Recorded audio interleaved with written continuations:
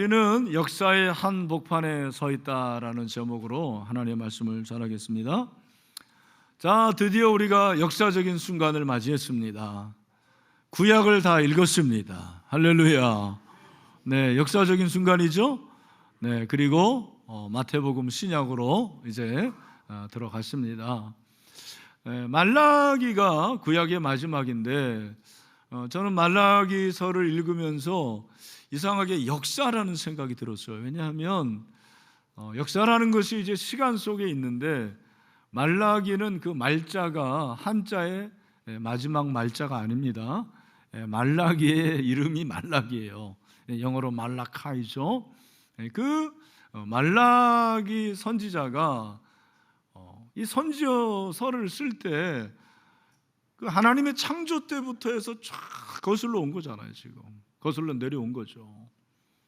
하나님의 천지 창조, 그리고 족장 시대, 족장 시대를 거쳐서 광야 시대, 가나안에 들어가서 사사 시대, 그리고 왕정 시대, 선지 시대, 뭐 이런 시대를 계속 거슬러 내려오면서 그 하나님의 놀라운 역사를 지금 쓰고 있단 말이죠. 근데 그 말라기는 신약을 잇는 가교죠. 그런 의미에서 신약에 누구를 또 예언하겠습니까? 예수 그리스도. 그리고 그 예수 그리스도를 예비한 사람이 누굽니까? 세례 요한이죠. 그래서 이런 모든 것들을 통해 가지고 하나님의 그 구원의 역사를 주관하시는 하나님에 관해서 이 말라기를 썼다. 저는 그렇게 생각을 합니다. 그리고 그게 이제 마지막 종말까지 이어지는 굉장히 어떤 그 넓은 그 굉장한 하나님의 역사를 지금 쓰고 있단 말이죠. 여러분, 역사가 뭡니까? 우리가 이제 역사를 말하기가 굉장히 어려운, 어떤 사람이 이제 역사의 사자가 죽을 사자다, 과거를 공부하는 학문은 죽은 거다, 뭐 이렇게 생각하는 사람도 있던데 저는 반대합니다.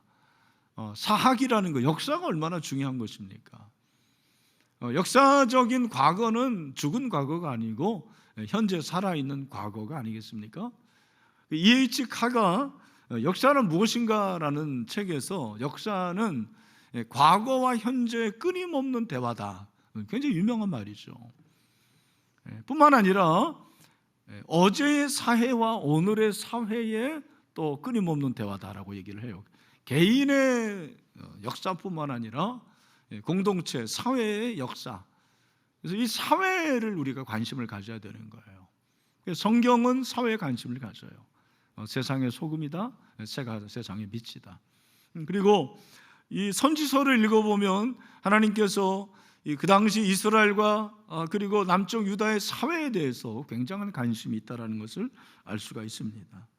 그런 의미에서 모든 그리스도인은 역사의식이 필요한 거예요. 역사의식. 여러분이 역사의식이라는 것은 세상의 역사의식과는 좀 다른 게, 역사는 하나님의 이야기입니다.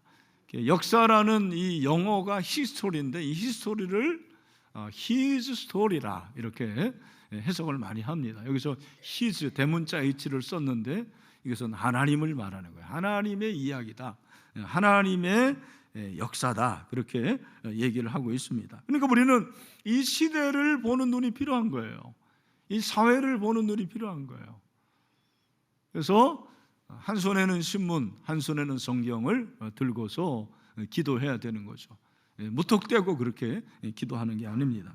오늘 이 말라기서의 마지막 부분을 통해서 역사가 우리에게 주는 교훈이 무엇인가를 한번 생각해 보려고 합니다. 저와 여러분은 바로 이 역사의 한복판에 서 있는 거죠. 두 부분으로 나눌 수가 있습니다. 1절부터 3절, 또 4절부터 6절입니다. 1절부터 3절에서 우리가 생각할 것은, 우리 같이 한번 읽겠습니다. 시작. 하나님은 끝까지 우리를 보호하신다. 아멘. 하나님은 우리를 끝까지 보호하시는 줄로 믿습니다. 세상 끝날까지 함께 하시는 줄로 믿습니다. 1절에 보면 만군의 여호와, 우리가 주목해야 돼요.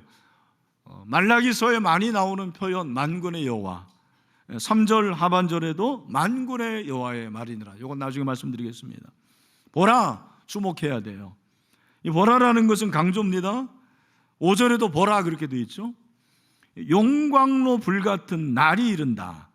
또 그 이르는 날, 그리고 3절에 내가 정한 날, 다 날을 말합니다.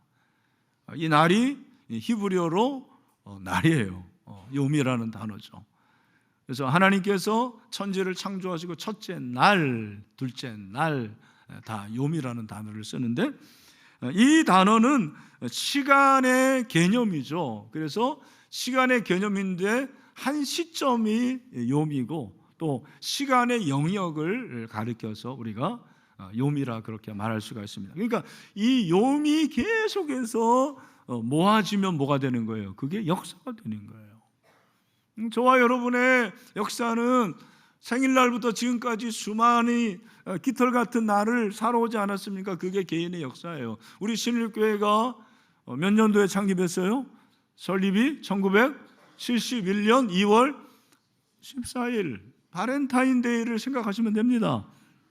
1971년 2월 14일부터 지금까지 왔습니다. 그게 바로 역사죠. 우리 대한민국도 마찬가지입니다. 근데 그 날이 이른다. 용광로 같이 불 같은 날. 이건 심판의 날이에요. 용광로 불. 원래는 화덕입니다. 화덕이 뜨겁잖아요. 빵을 굽는 그런 뜨거운 날, 심판의 날이죠. 최후 심판의 날. 그 날이 점점 다가온다는 거예요. 여러분 기억하세요. 이 우주의 마지막 심판의 날이 점점 다가오고 있어요.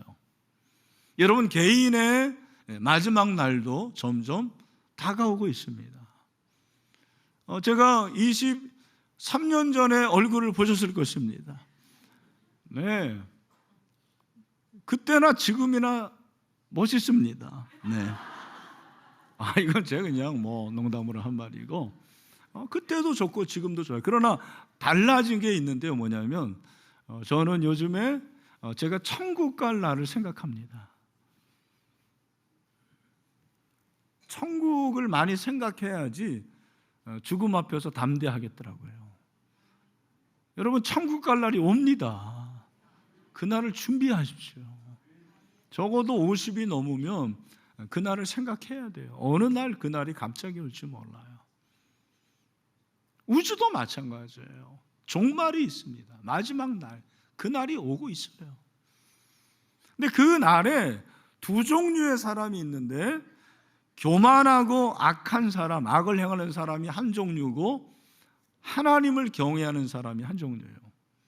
교만한 거는 잘난 체하고 그게 아니고 악을 행하는 게 교만인데, 성경이 말하는 가장 큰 악은 뭐예요? 하나님을 믿지 않는 게 가장 큰 악입니다. 여러분의 자녀가 아무리 반듯하고 도덕적이고 윤리적이라도 예수님을 믿지 않으면 악을 행하는 거예요. 그러니까 그들을 예수님께 데려와야죠. 하나님을 믿고 섬기는 것이 최고의 선인 줄로 믿습니다. 만약에 그 하나님을 믿지 않고 악을 행하고 교만하면 그 용광로의 불에 지푸라기 같을 것이다. 죄도 남지 않아요. 교만한 자와 악인들 불태워질 것입니다. 1절에 보니까 뿌리와 가지를 남기지 아니할 것이다. 정말 여러분 흔적도 없이 사라진다라는 거예요. 무섭지 않습니까? 두렵지 않습니까? 그러나 교만한 자와 악한 자의 대조적인 사람이 하나님을 경외하는 사람이 나옵니다. 2절이죠. 하나님을 경외하는 자, 2절을 다 같이 읽겠습니다. 시작. 내 이름을 경외하는 너희에게는 공의로운 해가 떠올라서 치료하는 광선을 비추리니 너희가 나가서 외양간에서 나온 송아지같이 뛰리라. 아멘. 내 이름, 하나님을 경외하는 너희, 하나님을 경외하는 자를 말합니다. 여러분 그 용광로 불같은 날이 임할 텐데, 최후의 심판의 날에 하나님을 경외하는 자에게는 놀라운 약속이 있습니다. 공의로운 해가 떠오르게 될 줄로 믿습니다. 하나님을 경외해야 될 줄로 믿습니다. 왜 하나님을 경외하는 너희라고 말합니까? 그 당시에 이스라엘 백성들 중에서 하나님을 경외하지 않는 사람들이 많았다라는 거예요. 뭐 예배를 드리고 제물을 드리고 11조까지 드리지만 실제로는 하나님을 예배하지 않아요. 하나님을 경외하지 않습니다. 하나님을 무시하고 멸시하는 거예요.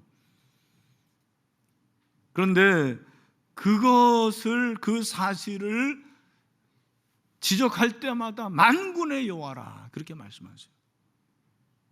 놀라운 패턴이죠. 말라기 1장 6절 내 이름을 멸시하는 제장들아 나 만군의 여호와가 너희에게 이르를 그렇게 말하고 있습니다.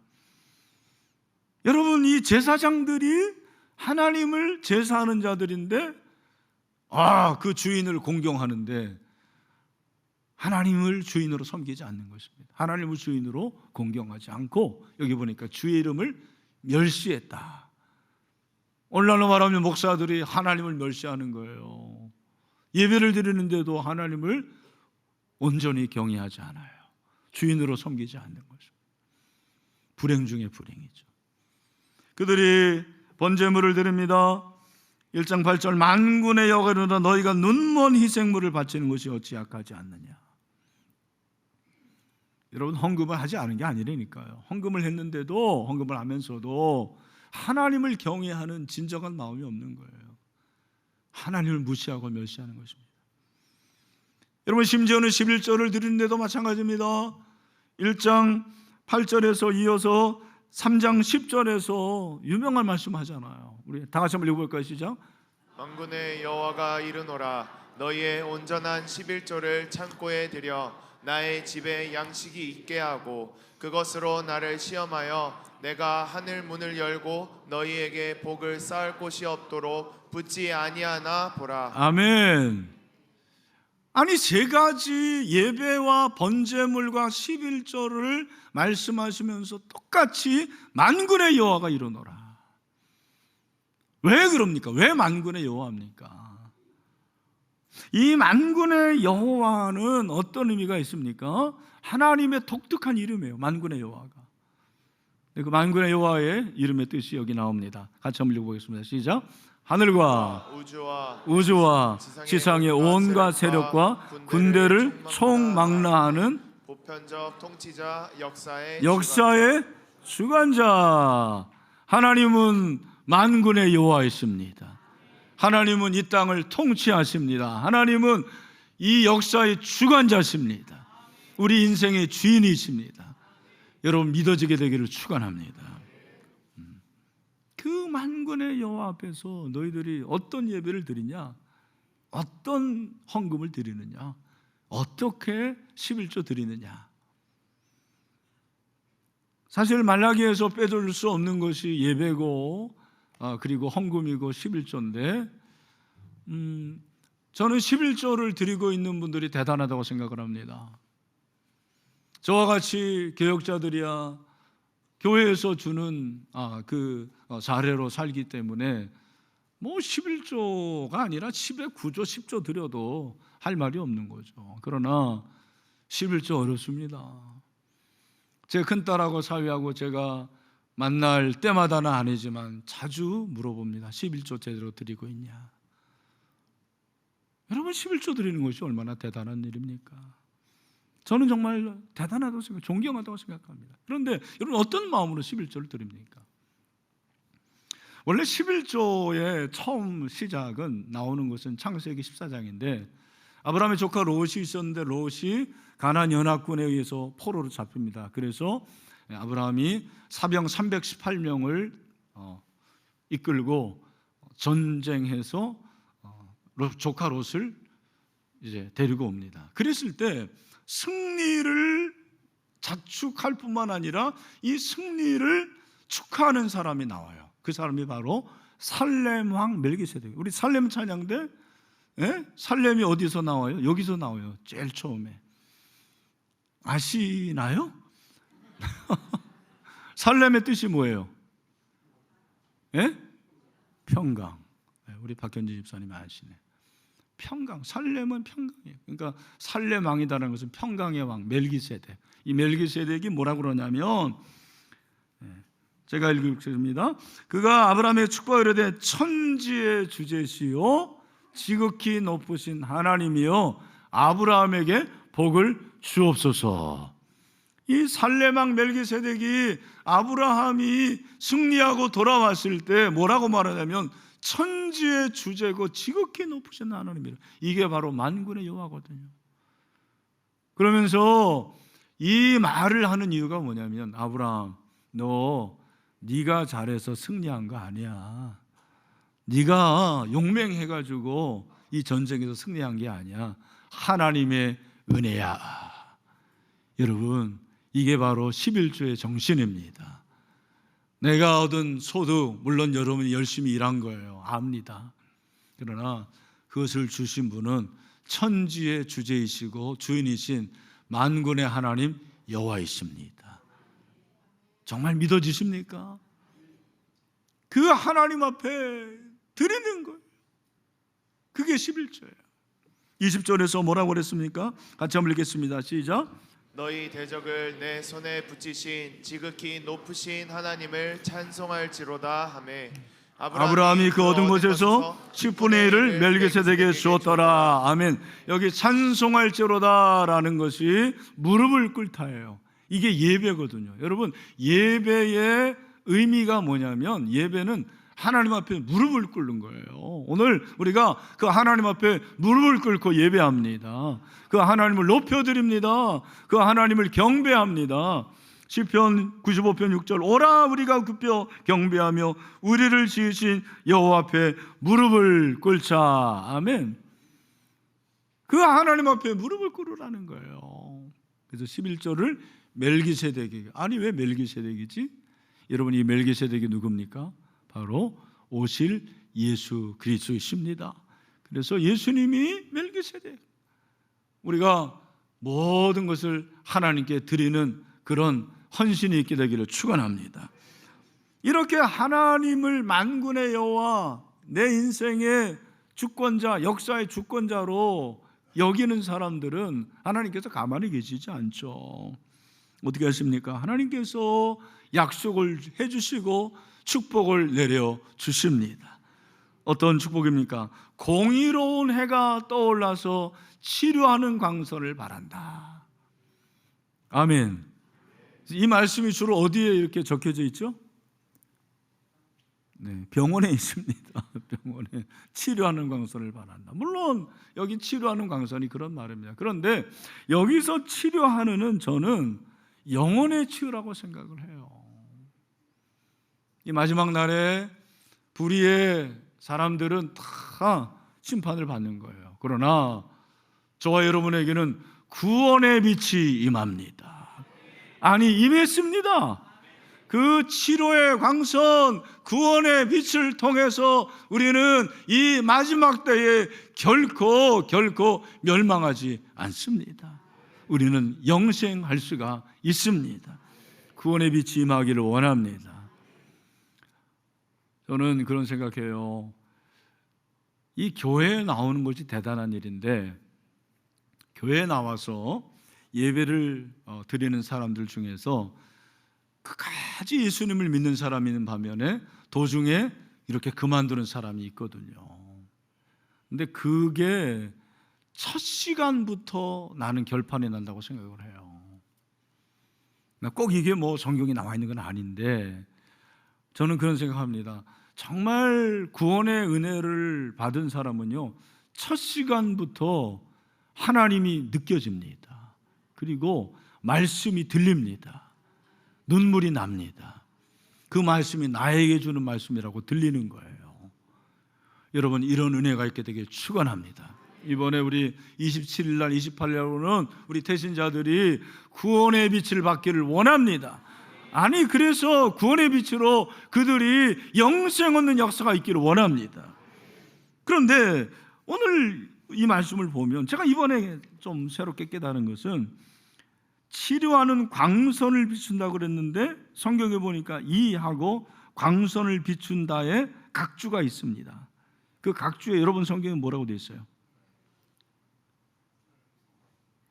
안 나와 있어요? 뭐라고 되어 있죠? 날개. 또 이 시간에 또 절을 보는 사람들이 있습니다. 성경을 봐야지. 2번에 뭐라고 되어 있어요? 날개.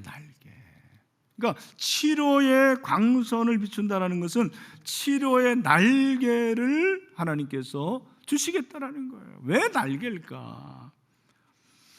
그러니까 여러분, 태양이 얼마나 그 빛이 대단합니까? 그 태양빛이 대단한데 그 태양빛을 비추어주는 그 광선이 마치 큰 새의 날개 같다라는 거예요. 와, 그렇게 놀라운 은혜를 주시겠다 말씀하시는 거죠. 그러니까 여러분, 여기서 치료의 광선을 비춘다라는 것은 하나님의 보호의 날개인 줄로 믿습니다. 하나님 저를 보호해 주십니다. 신명기 32장 11절, 마치 독수리가 자기의 보금자지 어지럽게 하며 자기의 새끼 위에 높을 거르며 그의 날개를 펴서 새끼를 받으며 그의 날개에 그것을 엎는 것 같이, 이야, 이 놀라운 하나님의 보호를 우리는 받을 수가 있습니다. 아무리 마지막 날이라도, 최후의 날이라도 우리는 하나님의 구원의 날개 아래 안전합니다. 여러분, 요즘에 마찬가지, 지금도 이 죽으려 할 때 믿지 않는 사람들은 죽음 그 직전에 누가 자기를 잡으러 온다고 그러죠? 염라대왕, 실제입니다. 까만 사단 같은 존재가 잡으러 온다고 그러잖아요. 여러분, 우리는 그런 일이 없는 줄로 믿습니다. 왜냐하면 하나님께서 보호의 날개로 우리를 함께 하시기 때문입니다. 그러니까 이 놀라운 은혜를 입은 사람들은 구원의 기쁨으로 충만한 거예요. 너희가 나가서 외양간에서 나온 송아지같이 뛰리라. 할렐루야. 송아지는 원래 어디에 있어야 됩니까? 네, 그게 틀렸다라는 거예요. 송아지는 원래 풀밭에 있어야 돼요. 방목해야 돼요. 네? 그 호주 같은 데 가보세요. 다 그들이 외양간에만 갇혀 있는 게 아니에요. 풀밭에서 풀을 먹습니다. 이야, 그래서 호주산 소고기가 좋은 줄로 믿습니다. 그 어두운 가운데 서 있는 외양간에 있는 송아지가 딱 나와가지고 빛을 받으면서 그 풀밭을 뛰는데 얼마나 기쁘겠습니까? 우리 가운데 구원의 감격이 이렇게 놀라운 은혜입니다. 기쁨입니다. 여러분, 하나님이 보호하시는 자에게는 이 구원의 감격이 충만하게 되는 거죠. 여러분, 한 분 한 명에게 이 구원의 기쁨이 충만하되기를 소원합니다. 치료의 날개로 보호하시고, 그리고 은총의 날개로 함께 하시고, 끝까지 우리를 보호하시는 하나님의 이름을 찬양합니다. 4절과 6절에서는 선교적 사명을 감당해야 됩니다. 따라합시다. 선교적 사명을 감당하자. 여러분, 5절에도 보라, 여호와의 크고 두려운 날이 이른다고 그랬는데 내가 선지자 엘리야를 너에게, 아니 지금 말라기를 쓴 이때는 엘리야는 지금 어디에 계시는 분이죠? 천국에 있어요. 엘리야는 죽어요, 안 죽어요? 안 죽고 어디에 갑니까? 네, 승천한 사람이에요. 근데 왜 갑자기 엘리야인가? 이 엘리야가 누군가? 여러분, 엘리야는 제가 서두에 말씀드렸는데 누굽니까? 세례 요한. 예수님이 말씀하셨어요. 마태복음 17장 11절부터 13절 다 같이 한번 읽어봐요. 시작. 예수께서 대답하시되 엘리야가 과연 먼저 와서 모든 일을 회복하리라. 내가 너에게 말하노니 엘리야가 이미 왔대요. 네, 이미 왔으되 사람들이 알지 못하고 임의로 대화했도다. 인자도 이와 같이 그들에게 권한을 받으리라 하시니 그제서야 제자들이 예수께서 말씀하신 것이 세례 요한인 줄 누구예요? 깨달으니라. 세례 요한. 그러니까 엘리야는 누구를 말하는 거예요? 세례 요한. 왜? 엘리야는 아방 때, 가장 영적으로 어두운 때에 바알에게 우상 숭배하지 않은 하나님의 사람인 줄로 믿습니다. 우리도 그래야 된다라는 거죠. 세례 요한에게는 엘리야의 심령과 능력이 있었습니다. 그래서 세례 요한을 통해서 메시아를 예비하십니다. 구약의 어떤 선지자들보다 예수님에 대해서 강력하게 말씀하시고 선포하신 분이 바로 세례 요한이에요. 저는 세례 요한이 참 위대하다고 생각해요. 왜? 많은 사람들이 세례 요한에게 왔거든요. 그러나 나는 그의 신발끈을 풀기도 감당치 못한다. 나에게 오지 말고 저분에게 가라. 여러분, 쉬운 거 아닙니다. 엄청 어려운 일입니다. 왜? 그는 메시아를 알았습니다. 메시아를 예비했습니다. 하나님께서 세례 요한을 보내신 거예요. 그래서 메시아를 준비하게 하셨어요. 세례 요한을 통해서 아버지의 마음을 자녀에게 돌이키게 하고 자녀들의 마음을 그들의 아버지에게 돌이키게 하지 않았습니까? 자기에게 오는 많은 사람들을 다 예수님에게 인도한 사람이에요. 오늘 사랑하는 신의 성도 여러분, 저와 여러분에게도 이런 사명이 있는 줄로 믿습니다. 예수님의 오심을 예비해야 됩니다. 그리고 예수님의 그 놀라운 메시아적 능력을 선포할 수 있는 저와 여러분이 되어야 됩니다. 그렇게 저와 여러분은 보내심을 받았습니다. 요한복음 20장 21절 예수께서 또 이르시되 너희에게 평강이 있을지어다. 아버지께서 나를 보내신 것 같이 나도 너희를 보내노라. 여러분, 제자는 부르심을 입은 자고 보내심을 입은 자입니다. 교회는 부르심을 받아서 예배드리고 보내심을 받아서 세상에 나가서 복음을 전하고 전도하고 선교해야 될 줄로 믿습니다. 그러므로 모든 교회는 선교적인 사명이 있는 것입니다. 그것이 바로 역사적인 사명이에요. 여러분, 2002년 새벽면 축제 영상을 보셨는데 여러분은 어떨지 모르지만 저는 처음 볼 때부터 눈물이 났어요. 너무너무 그 역사를 알기 때문에 그렇습니다. 우리 신일교회 성도들이 얼마나 귀한지 모릅니다. 복음을 위해서 그렇게 땀 흘리고 수고하고 돈도 많이 쓰고요. 근데 한 영혼을 위해서 그런 거예요. 근데 그 역사가 남지 않아요. 저는 여러분이 2024년 새생명 축제 역사의 한 복판에 있게 되길 바랍니다. 역사를 써내려서 가시길 바랍니다. 역사의 주인공이 돼야 돼요. 개인도 마찬가지고 공동체도 마찬가지입니다. 역사의 한복판에 우리가 있는 거예요. 저는 이번에 총회에 참석했습니다만 우리 대한예수교 장로회 총회는 총대가 목사 818명, 장로 818명, 동수입니다. 1836명입니다. 그러니까 1636명, 죄송합니다. 우리 교단이 한 150만 명에서 160만 명 잡는데 1000명당 1명꼴이에요. 근데 그 총대는 정치적인 힘이 있는 사람들이 아닙니다. 그 사람들이 그걸 오해하는 거예요. 여러분, 총대는 교단이 결정해야 될 것을 대표성을 가지고 결정하는 사람이에요. 그런 의미에서 중요하다고 생각해요.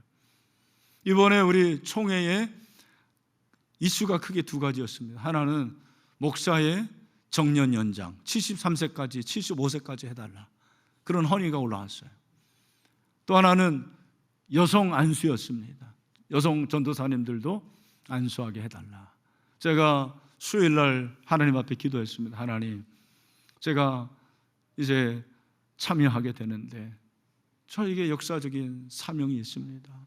부끄러움이 없는 그런 결정을 했으면 좋겠습니다. 하나님의 은혜로 정년 연장도 부결이 되고, 그리고 여성 안수는 일단은 강도권을 주게 됐어요.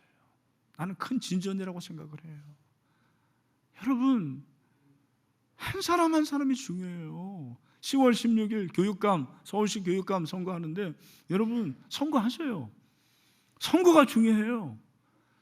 마틴 루터, 여러분 아시는 대로 그 1517년 그 즈음에 교황 레오 10세가 어떤 결정했습니까? 성 베드로 성당을 짓는데 돈이 없는 거예요. 그 재원을 어떻게 마련해요? 면죄부를 파는 거예요. 이거 사면 죄 용서 받는다. 그리고 이 동전이 헌금하면서 짜르랑이지. 네. 짜르랑 소리가 나는 순간 너희 부모들 연옥에 있는데 다 자유롭게 된다. 이런 얘기를 한 거예요. 놀라운 것은 사제들 중에서 비겁한 사람들이 많아요. 이거 분명히 거짓이잖아요. 진리가 아니잖아요. 동조하는 겁니다. 그때 엘리야 같은 한 사람이 나섭니다. 그게 마틴 루터예요. 그는 1517년 10월 31일 95개조의 반박문을 비텐베르 교회 성문 앞에 붙입니다. 그게 종교개혁의 시작이었어요. 여러분, 그 95개조 반박문을 제가 설교 준비하면서 이번에 일부러 한번 읽어봤습니다. 다 소개할 수 없고, 첫 번째, 우리 주 예수 그리스도께서 회개하라 마태복음 4장 10절 하셨을 때 이는 믿는 자의 삶 전체가 회개하는 삶의 함을 말씀하신 것이다. 다섯 번째, 교황은 자기의 권위나 교회법의 권위에 부여되는 것을 제외하고는 어떠한 벌도 가감할 수 없다. 여섯 번째, 교황은 자신의 판결에 위임된 죄를 제외하고는 하나님께서 용서하심을 선언하신 것처럼 어떠한 죄도 용서할 수 없다. 교황의 권한을 넘는 죄는 교회의 용서로 사하지 않는다. 용감한 거예요. 역사의 한복판에 서려면 여러분 용감해야 됩니다. 여러분 비겁하면 안 됩니다.